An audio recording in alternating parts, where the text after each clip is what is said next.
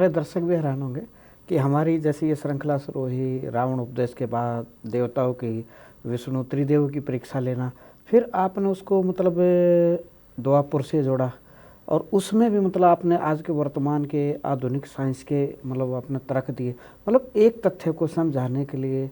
और इसमें भी एक बड़ी आपने कहा है कि जैसे कि मृत्यु के बाद हमारे सनातन में जैसे कि अंतिम संस्कार किया जाता है, अग्नि संस्कार, और जहाँ हमारा मुस्लिम संप्रदाय है वो कब्र यानी समाधि, यानी कि हर कोई मानता है यानी कि मृत्यु के बाद कुछ है।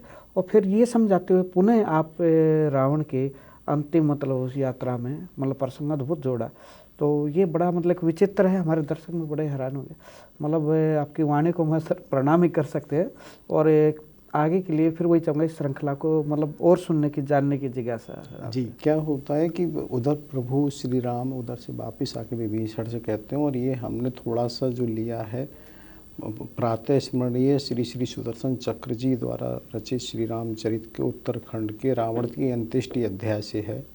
वहाँ पर ये आता है कि वो इस तरह से उनको समझाते हैं विभीषण को कि तुम्हारे जो भाई हैं वो शोक करने योग्य नहीं है, वो ये तो एक तरह से युद्ध में इस तरह से आहुति देना, वीरगति को प्राप्त होना, ये तो योद्धा के लिए शोभा का विषय है और कहीं इसमें इस तरह से कोई बात ही नहीं है। तो वो वहाँ विभीषण कहते हैं ये अपराजय थे, इन्होंने कभी इस तरह से कुछ नहीं हुआ और इन्होंने इतना वैभव पाया, ये सब चीज़ रहा, तो उसको इस तरह से कही जाती है।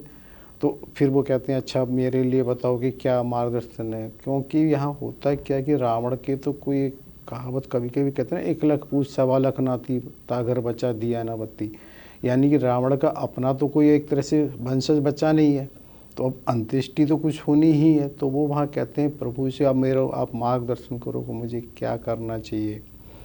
तो वो वहाँ पर ये कहते हैं कि देखो क्या है कि शत्रुता जो होती है वो व्यक्ति के शरीर से नहीं होती, उसके कर्म से होती है।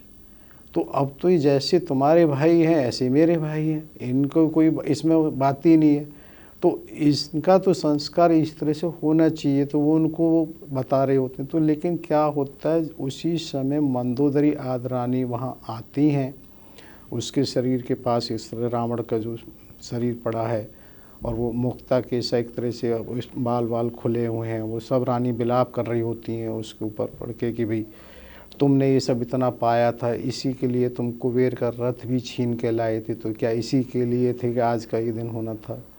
तो वहाँ पर ये वो जब बराबर विलाप कर रही होती हैं तो ये होता क्या है कि उसी विलाप में बहुत सारी चीज़ें इस तरह से भी कहीं ना कहीं निकल आती हैं कि भाई तुमने कैसे कैसे किया है, क्योंकि वो वहाँ ऐसा भी आता है कि वो ऋषियों के साथ तुमने इस तरह से वो किया, बहुत सी उनको सतियों को विधवा बना दिया या उस तरह से किया।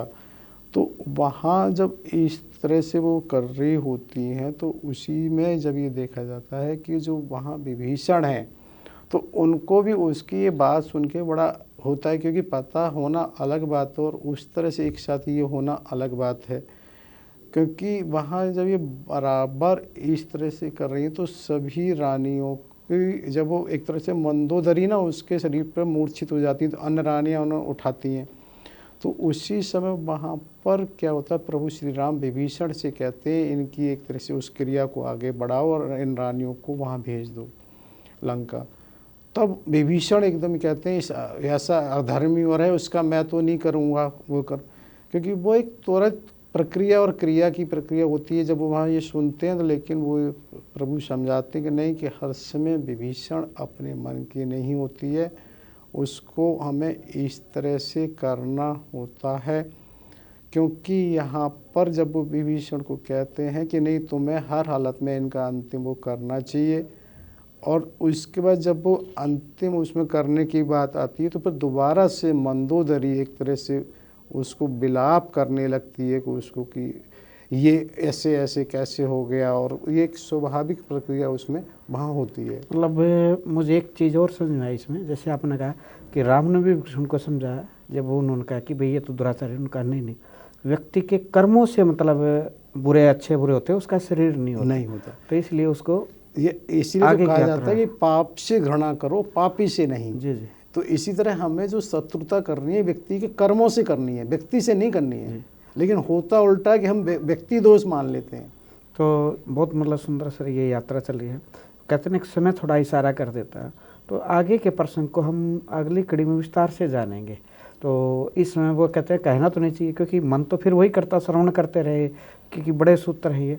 लेकिन अगली कड़ी के इंतजार के लिए कहते हैं ना, जो भी होता अच्छे के लिए होता है, तो इसका विराम भी अच्छे के लिए हम कर रहे हैं। अभी आपको आए, आपने इतना भोजन कर दिया, इसके लिए जय सिया राम। जय सिया राम।